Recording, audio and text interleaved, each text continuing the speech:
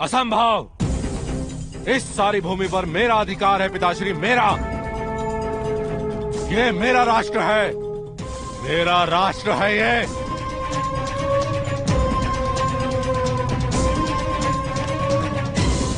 इसमें से आधा भाग मैं पांडु पुत्रों को क्यों दूं पिताश्री? कोई इस राष्ट्र के विभाजन का विचार भी नहीं कर सकता। यदि तुमने मुझसे पहले कह दिया होता पुत्र कि कांपिल्य में तुमने पांडवों को जीवित देखा है तो फिर क्या हो जाता पिताश्री? पितामह और महामंत्री बार बार आपको धर्म के नाम पर बांधते आए और आप असहाय हो जाते हैं उनके सामने। इसी कारण से हम ज्येष्ठ का राज्य अभिषेक संपन्न होने के बाद ही आपको ये बात कहने वाले थे। पिताश्री, आप संन्यास धारण कर लें, ऐसी इच्छा नहीं थी मेरी।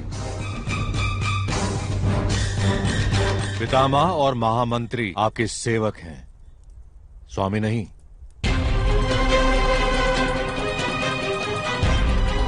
और जब भी मेरे अधिकार का प्रश्न आता है तो वो दोनों आपको निर्बल सिद्ध कर देते हैं पिताश्री। शेष यथार्थ कह रहे हैं पिताश्री। यदि आप ही अपने स्थान और सत्ता की गरिमा को नहीं जानेंगे तो दूसरे क्यों मानेंगे?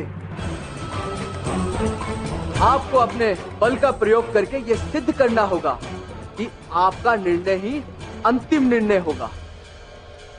ये मत भूलो कि महाराज बलवान अवश्य है, किंतु महामहिम और महामंत्री के कारण बलवान है। ये दोनों महामंत्री और महामहिम महाराज के कवच और शस्त्र है। कछुए की ढाल जब तक उसे ढक कर रखे तभी तक कछुआ पराजित होता है। ढाल नीचे और कछुआ ऊपर आ जाए फिर वो तड़पने लगता है।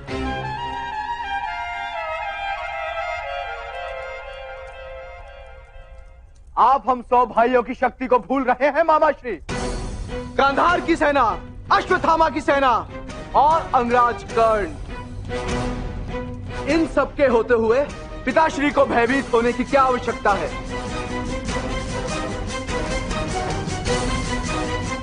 आप अपने बल का प्रदर्शन कीजिए पिताश्री।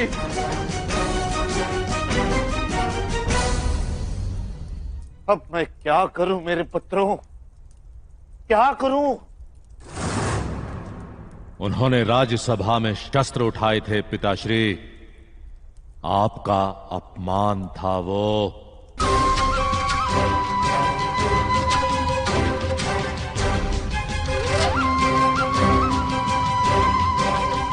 हमारे पास उत्तम अवसर है युधिष्ठिर को परास्त करने का। आप जानते हैं पिताश्री, अपराधी को युवराज बने रहने का कोई अधिकार नहीं होता।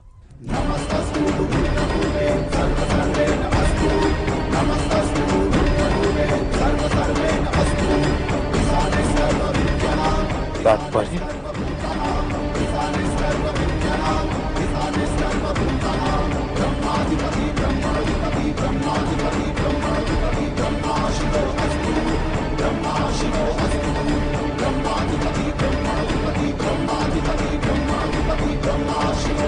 तो यहाँ पर दुर्योधन और उनके भाइयों को यह लगता है कि भीष्म पितामह और महामंत्री विदुर की कोई आवश्यकता ही नहीं।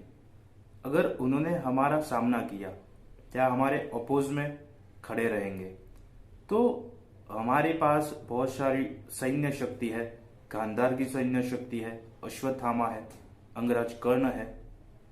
तो इतनी सारी सेनाओं के साथ हम उनको परास्त कर सकते हैं, लेकिन उनको पता ही नहीं कि भीष्म पितामह को कोई परास्त नहीं कर सकता, चाहे सामने कितनी ही सैन्य शक्ति क्यों ना हो। और इसीलिए मामा शकुनी कहते हैं कि जब तक कछुए के पास उसका कवच है तब तक वो सुरक्षित है।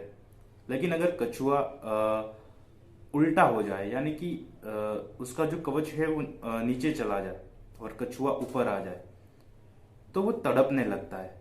उसी प्रकार अगर महामंत्री विदुर और भीष्म पितामह महाराज से दूर चले गए या उनके अपोज में खड़े रहेंगे, तो महाराज के पास कोई शक्ति नहीं रहेगी, वो शक्तिशाली नहीं रहेंगे।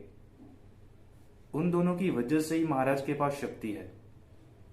लेकिन दुर्योधन और उनके भाइयों को ऐसा लगता है कि ऐसा कुछ भी नहीं, और इसीलिए दुर्योधन कहता है कि महाराज, आपके सामने पांडवों ने शस्त्र उठाए थे, उनको दंड दीजिए, वो आपका अपमान है। और इसलिए महाराज धृतराष्ट्र पांडवों को बंदी बनाने का आदेश देते हैं। अब देखते हैं कि भीष्म पितामह क्या करते हैं। जय श्री कृष्णा, जय श्री राम।